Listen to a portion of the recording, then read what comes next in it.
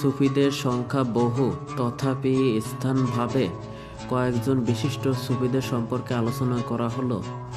ইমাম হাসান আল বসরি অনেকে প্রথম সুফি বলে মনে করেন।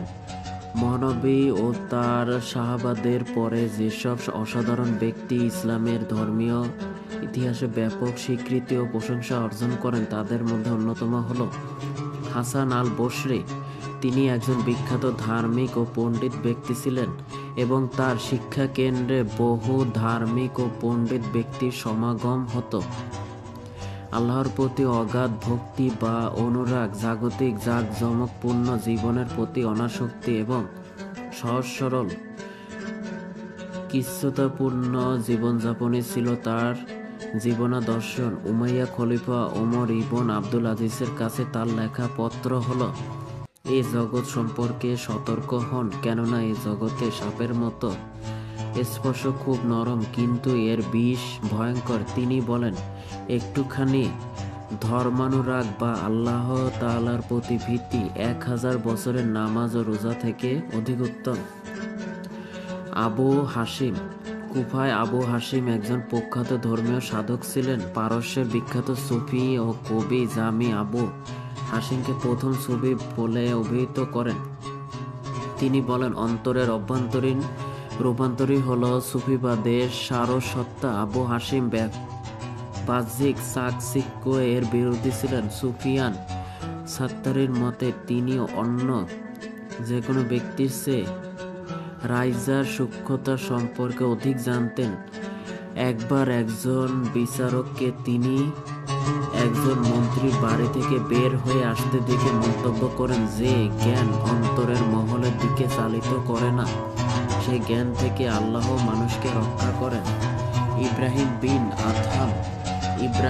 বিন আদহাম প্রথম জীবনে ছিলেন কলমের বাদশাহ। পরে তিনি জাগতিক জীবনের সব আকর্ষণ পরিত্যাগ করে সুফি জীবনে দীক্ষিত হন। তিনি আদহামকে সুফিবাদের চাবি বলে আখ্যায়িত করেন। তার মতে একজন সত্যিকারের সুফি তিনি, যিনি এ জগৎ ও পরজগৎ এই উভয় জগতের আকর্ষণ পরিত্যাগ করে কেবল পরিপূর্ণরূপে নিজেকে আল্লাহ তাআলার ধ্যানে নিয়োজিত রাখেন। তিনি ছিলেন সৎ ও কিচ্ছুতাপূর্ণ জীবনের আদর্শ স্বরূপ।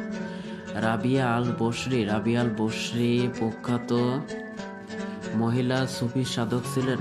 আল্লাহর প্রতি নিঃস্বার্থ প্রেমের জন্য তিনি প্রসিদ্ধ ছিলেন। তিনি দোজখের ভয়ে বেহেশতের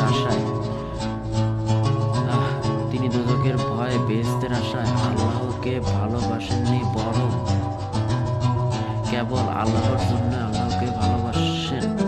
রাবিয়ার মতে এই নিঃস্বার্থ প্রেমের বস্তু হলো আল্লাহ তাআলার সঙ্গে সম্মিলন। তিনি বলেন, আপনার সঙ্গে সম্মিলনই আমার আশা এবং সেটাই আমার বাসনার লক্ষ্য। তার উল্লেখযোগ্য শিষ্য হলেন মালিক বিন দিনার, রাবা আল কাই, সুফিয়ান আল সাউরি এবং শাকিক আল বলমের শাকিক আবু বিন আদহামের শিষ্য ছিলেন। তিনি তাওয়াকুল মতবাদের বিকশিত ও পূর্ণাঙ্গ রূপ দেন। শাকিক কায় ও জীবিকা অর্জনের প্রয়াসকে তায়াক্কুলের বিপরীত বলে ব্যাখ্যা দেন। মানুষের জীবিকা অর্জনের প্রচেষ্টা তার সঙ্গে আল্লাহর আচরণের পন্থা সম্পর্কে অজ্ঞতার ফল, আর তাই জীবিকা অর্জনের জন্য কঠোর পরিশ্রম করা বিধিসম্মত নয়।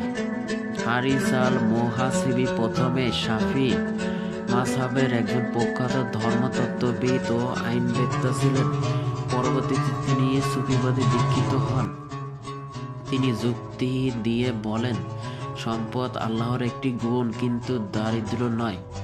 তাই এমন গুণ যা আল্লাহ মানুষের কাছে সাধারণ, তা নিঃসন্দেহে আল্লাহর ক্ষেত্রে প্রযোজ্য নয়। এমন গুণ থেকে উৎকৃষ্ট তিনি আত্মনিরীক্ষা, আত্মসংযম ও নৈতিক রূপান্তরের উপর গুরুত্ব আরোপ করেন।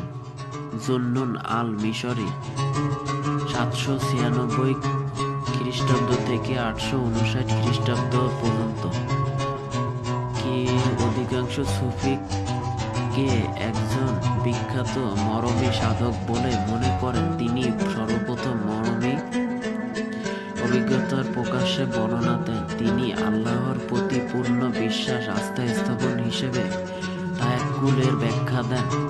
তার মতে অনুতাপ ও তওবা প্রত্যেকের জন্য অপরিহার্য। তিনি বলেন যে মানুষ যতই আল্লাহকে জানেন ততই সে আল্লাহ তাআলার কাছে বিনয় ও সমাহিত হয়। বায়েজিদ বোস্তামি ছিলেন কুমিস প্রদেশের বোস্তামির অধিবাসী এবং তার পূর্বপুরুষেরা ছিলেন জরথুস্ত্রবাদী।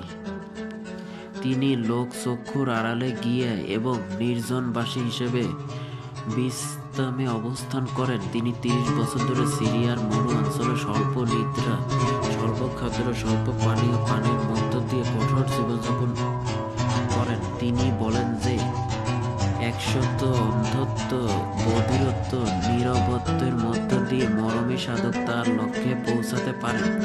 তিনি বলেন যে আল্লাহ এক অতল সাগর। আল্লাহর মধ্যে সমাহিত হওয়া, আল্লাহর সঙ্গে এক হওয়াতে সত্যিকারের সুফি জীবনে সার্থকতা রয়েছে। জুনাইদ বাগদাদি একজন ধর্মতত্ত্ববিদ ও আইনবেত্তা ছিলেন। তার আচার আচরণ ছিল পরিপূর্ণরূপে শরীয়ত সম্মত। তিনি ছিলেন রক্ষণশীল মুসলমান ও সুফি। তিনি তাওহীদ সম্পর্কে বলেন যে কাল এ যার উদ্ভব ঘটেছে তার থেকে অনন্তের বিচ্ছিন্নতায় তাওহীদ। তিনি বলেন তওবার ৩টি স্তর রয়েছে। অন্যায় কাজ করার জন্য অনুতপ্ত করা, এ অন্যায় কাজ করা থেকে চিরদিনের জন্য বিরত থাকার দৃঢ় সংকল্প, সব অপরিশোধিত মন্দ অপবিত্র চিন্তা করা ও কাজ থেকে নিজেকে পবিত্র রাখা। মনসুর আল-হাল্লাজ ছিলেন কোরআনে হাফেজ এবং বিভিন্ন বিষয়ে জ্ঞান অর্জন করেন। পরবর্তীতে তিনি সুফিবাদের প্রতি আকৃষ্ট হন। তিনি ধর্মদ্রোহী ছিলেন। তাকে ধর্মবিরোধী কাজের জন্য দোষী বলে সাব্যস্ত করে মৃত্যুদণ্ড দেওয়া হয়। তবে বহু তাপস ও সুফি সাধক তাকে একজন বিশিষ্ট সুফি বলে মনে করেন। আব্দুল কাদের আল জিলানী, হযরত আব্দুল কাদের জিলানী মুসলিম জাহানের একজন শ্রেষ্ঠ সুফি সাধক ছিলেন। তিনি গাউসুল আজম, মহিউদ্দিন প্রভৃতি উপাধিতে অভিহিত হন। তার নাম অনুসারে তার প্রবর্তিত সুফি তারিকা কাদেরিয়া তারিকা নামে পরিচিত হয়। একজন বিখ্যাত বাগ্মী, পণ্ডিত, পবিত্র বৃত্ত ও শক্তিশালী সুফি সাধক হিসেবে হযরত জিলানী প্রভূত যশ ও খ্যাতি অর্জন করেন। সুফিবাদের মধ্যে চিশতিয়া তরিকা